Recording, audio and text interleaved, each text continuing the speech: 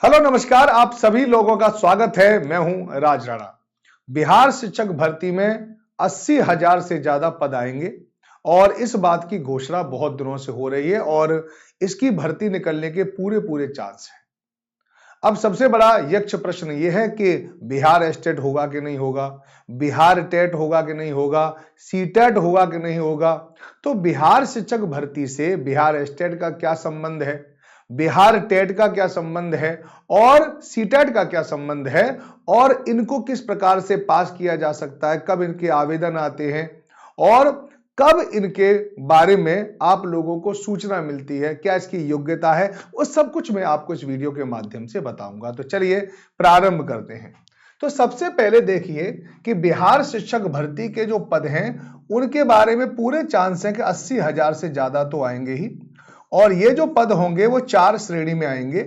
ठीक है, एक आएंगे 1 to 5 में, ये आएंगे आपके 6 to 8 में, ये आएंगे आपके 9 और 10th में और ये आएंगे आपके 11 और 12th में। और अब ऐसा बताया जा रहा है कि कम से कम 25 हजार जगह 9 10th जिसको हम टीजीटी बोलते हैं, 11 12th जिसे हम पीजीटी बोलते हैं उसमें आएंगी। 1 to 5 को हम पीआरटी कहते हैं, इसको उच्च प्राथमिक कहते हैं, ठीक है, और इसको हम टीजीटी और इसको पीजीटी कहते हैं। अब बात यह है कि अब आपको यहां पे अप्लाई करना है। 1 to 5 के लिए अगर आपको अप्लाई करना है तो सबसे बड़ी बात यह है कि 1 to 5 के लिए अप्लाई करने के लिए आपके पास 2 क्राइटेरिया होने चाहिए। या तो आपके पास सीटेट का पेपर फर्स्ट पास हो, ठीक है नहीं, तब आप इस भर्ती में भाग ले पाएंगे, या आप लोगों के पास होना चाहिए बिहार टेट का पेपर फर्स्ट पास।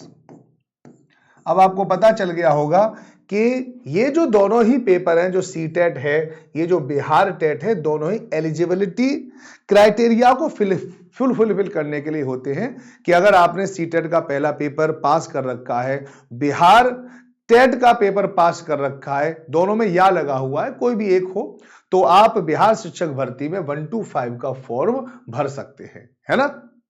चलिए, अगर आपको 6 to 8 का फॉर्म भरना है तो क्या हो सकता है, तो 6 to 8 का फॉर्म भरने के लिए आप लोगों के पास सीटेट का पेपर सेकंड हो, है ना, और या आप देख सकते हैं कि बिहार टेट का पेपर नंबर सेकंड पास हो, तब आप 6 to 8 के द्वारा आयोजित जो 6 to 8 के लिए जो आवेदन प्रक्रिया प्रारंभ होगी उसमें पार्टिसिपेट कर सकते हैं। अब यहां पर एक प्रश्न आप लोगों से के पास जरूर आएगा कि सर अगर हमने अपने राज्य का टेट पास कर रखा है, जैसे यूपी वालों ने यूपी टेट पास कर रखा है, एमपी वालों ने एमपी टेट पास कर रखा है, राजस्थान वालों ने अगर रीट पास कर रखा है, तो क्या ये सभी इसके लिए एलिजिबल होंगे? क्या 1 to 5 के लिए या 6 to 8 के लिए क्या ये एलिजिबल होंगे या नहीं होंगे, ये वाली बात है। तो स्पष्ट रूप से ध्यान रखना कि नहीं होंगे, ध्यान रखना।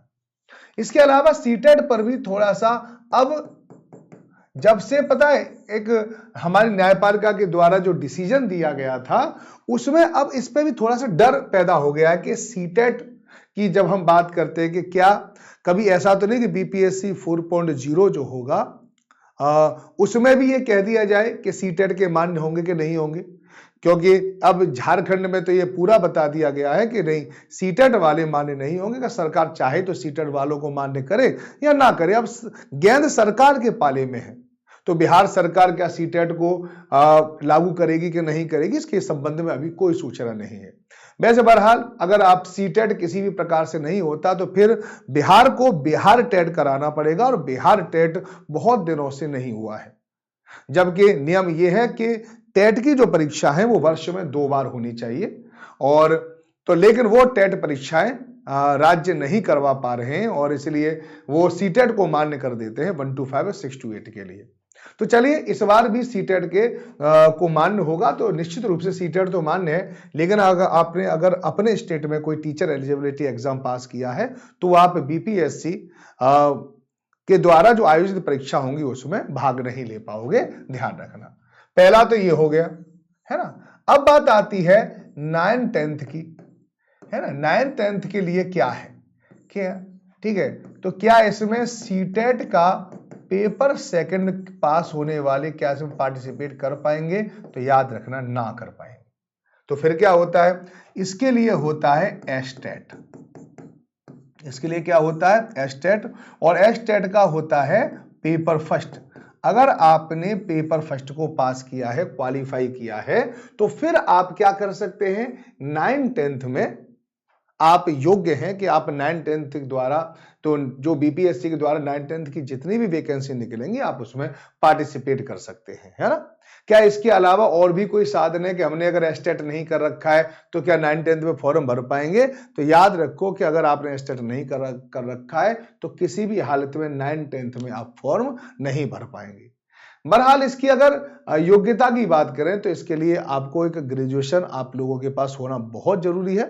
इसके अलावा आपने बीएड कर रखी हो तो एस्टेट की आप परीक्षा दे सकते हैं और इसके बाद यहां पर भी आप एलिजिबल हो जाओगे, है ना। आइए अब एक और चीज समझते हैं, एक और चीज समझते हैं, वो है 11th 12th जिसे हम पीजीटी बोलते हैं। तो पीजीटी में क्या है, क्या पीजीटी में सीटेट मान्य है, तो एक बात याद रखना बिल्कुल मान्य नहीं है, क्योंकि सीटेट रियल में देखा जाए तो 1 to 5 और 6 to 8 के लिए होती है। वो कभी कभी विशेष परिस्थितियों में 9 और 10th के लिए भी उसको एलिजिबिलिटी क्राइटेरिया में डाल दिया गया है, कि जो सही नहीं है लेकिन फिर भी हो रहा है तो होने दो, ठीक है। लेकिन 11th 12th में पीजीटी में आप सीटेट अगर आपने पास कर रखी है, आपके पास पीजी की डिग्री भी है लेकिन बीएड भी है, फिर भी आप यहां पर भाग नहीं ले सकते। उसके लिए आपको जरूरी है कि एस्टेट का पेपर सेकंड आपके द्वारा क्वालिफाई किया गया हो, तब जाकर आप यहां पर एप्लीकेबल हो पाओगे, है ना। तो मैंने आप लोगों को सबको बता दिया है कि कौन कौन से पेपर की यहां पर आवश्यकता है जब आप शिक्षक भर्ती में जा पाओगे। अब सबसे बड़ी बात आती है यहीं पर कि सर सीटेट, अब यहां पे मैं बता दूं कि सर क्या बिहार टेट होने की संभावना है, तो मुझे लग रहा है कि बिहार टेट होने की संभावना अभी बिल्कुल नहीं है, ठीक है। बिल्कुल भी बिहार टेट की कोई बात कहीं से भी उठ के नहीं आ रही है, ठीक है। और जितने भी जानने का प्रयास भी किया जा रहा है तो भी उसमें बिहार टेट से संबंध में कोई जानकारी प्राप्त नहीं है कि सर सीटेट कब होगा। अब अगला सीटेट जो है वो आप लोगों को पता ही है कि जुलाई के आसपास होगा, और मुझे नहीं लगता कि जुलाई में आप सीटेट देने के बाद फिर बिहार की शिक्षक भर्ती प्रक्रिया 4.0 में शामिल हो पाओगे, क्योंकि पूरी संभावना है कि जुलाई से पहले तो इसकी पूरी भर्तियां आने की संभावना बन जाती है। अब तीसरी बात कही जाती है कि सर क्या एस्टेट का पेपर होगा। अब एस्टेट के पेपर की सुगबुगाहट प्रारंभ हो गई है, ये मैं आपको बता रहा हूं, ठीक है। एस्टेट के पेपर के संबंध में बहुत सारे बातें आ रही हैं, सवाल पूछे जा रहे हैं एक विभाग से दूसरे विभाग के द्वारा, और यही बात की जा रही है कि एस्टेट करवाना है या नहीं करवाना, क्योंकि नियम यह था कि एक वर्ष में 2 एस्टेट करवाए जाएंगे, है ना। और एस्टेट करवाने के बाद फिर यहां पर भर्ती आएंगी। तो एक एस्टेट आपका हो चुका है, तो क्या उस एस्टेट के आधार पर बीपीएससी 4.0 की भर्ती आएंगी या नया एस्टेट होगा। पूरे बिहार में इस बात की डिमांड हो रही है कि नया एस्टेट होना जरूरी है, क्योंकि नया एस्टेट होगा तभी जाकर कुछ और लोग भी वहां पर पार्टिसिपेट कर पाएंगे और वो भी अपने सपनों को पूरा कर पाएंगे।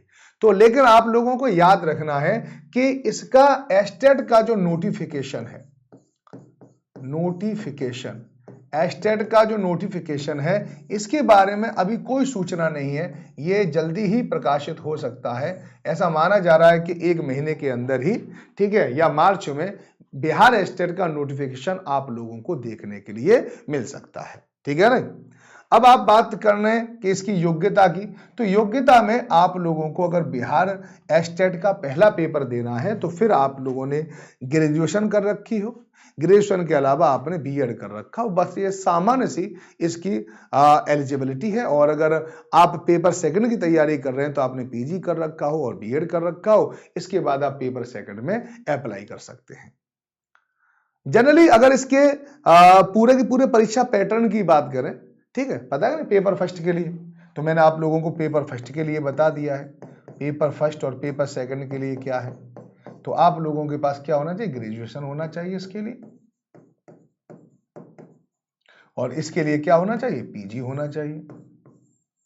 ठीक है, और प्लस इसके बाद बीएड जरूर हो, ठीक है, और इसके बाद क्या हो, बीएड जरूर है।